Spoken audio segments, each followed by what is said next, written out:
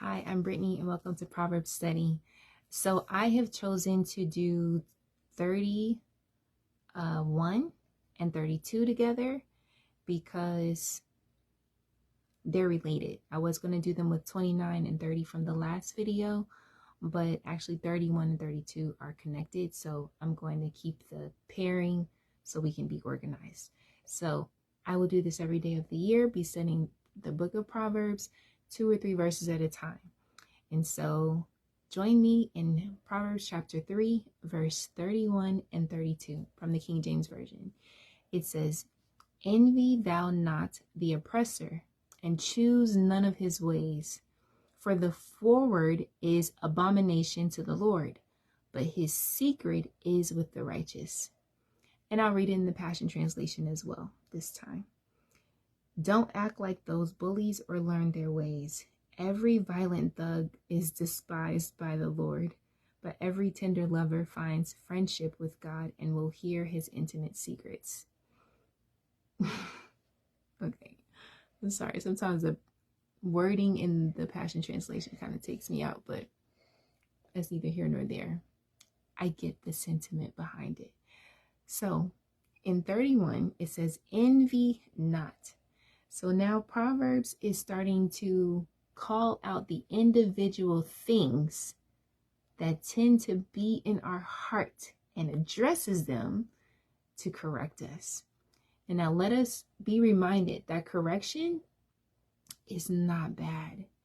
It's not what you're used to as feeling shamed or criticized. That's not correction, right? That's criticism. That's shame.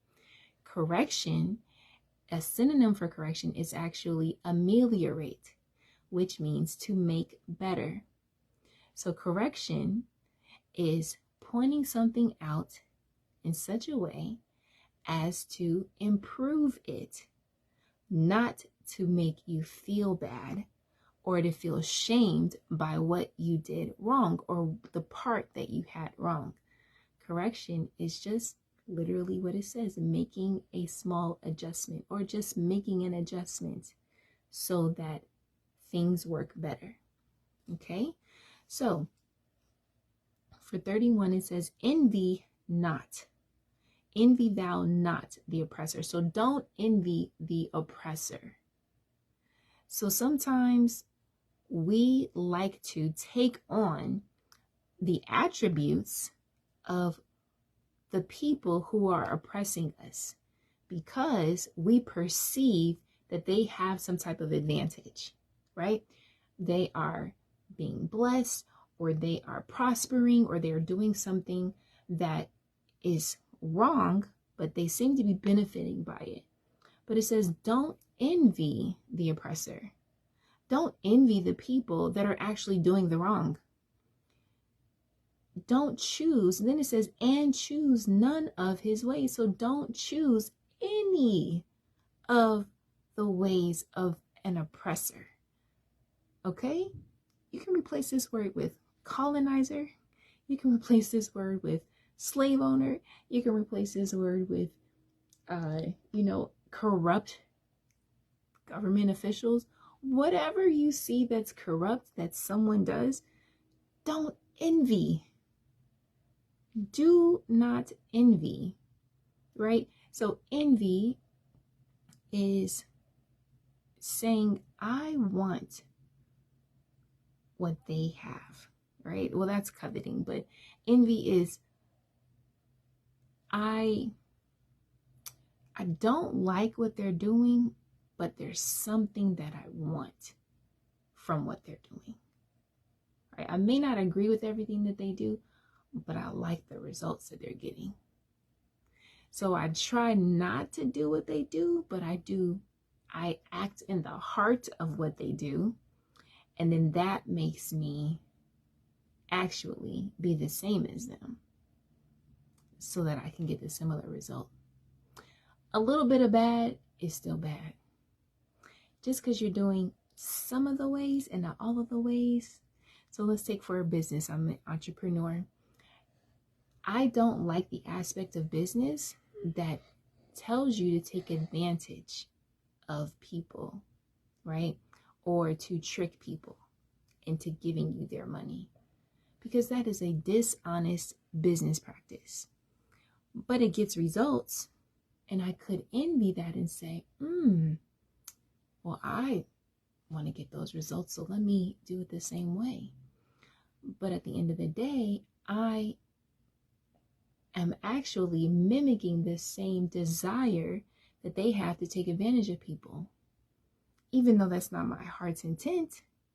But when I do their ways, it actually becomes my heart's intent. So your actions kind of take over your character instead of your character determining your actions. So then 32 says, for the forward is abomination. Okay, that word forward is another word for wicked or twisted or deformed, right? Is abomination to the Lord. This term is helping us to realize what he thinks about the oppressed, right? And then there are things that are promised to the oppressed that are not good, even though for a period of time it may look good. It may look like they're benefiting, right? That they're getting so many gains off of what they're doing. That's bad, that's horrible, that's taking advantage of people. But at the end of the day, there's a promise attached to it, unfortunately, that is going to dig them a deeper pit than the one that they've dug for other people. And that's just the reality. You reap what you sow. And so when we do their ways or we follow, we're actually being an abomination to the Lord. We're being a deformed thing that God calls an abomination. And he created everything, right? So he's identifying an abomination as something that he did not create to design. He did not design it to function that way. He did not create oppressors to oppress. He didn't create oppressors, right? He did not create the devil. The devil chose his path to being the devil, but God had created him as a heavenly being. But he envied God in his heart and determined in his heart that he would be like the Most High. So that's why we don't envy, because the devil envied. He chose his fate. And so now he's still envying the people of God. He's still attacking us. And so if we don't want our father to be the devil, we should not act like him. We should not do any of his ways. That's the reason why. Okay, but the promise here is God's secret is with the righteous. Or like the Passion Translation says, every tender lover, it's just funny, finds friendship with God and will hear his intimate secrets, which I can testify as true, because God will tell you things that will give you so much peace you literally won't be able to understand, but it'll be peace and you'll be content because you know that promise and you know it's a secret, because you'll know that some people aren't ready to hear it. So I hope this blesses you. Thanks for watching.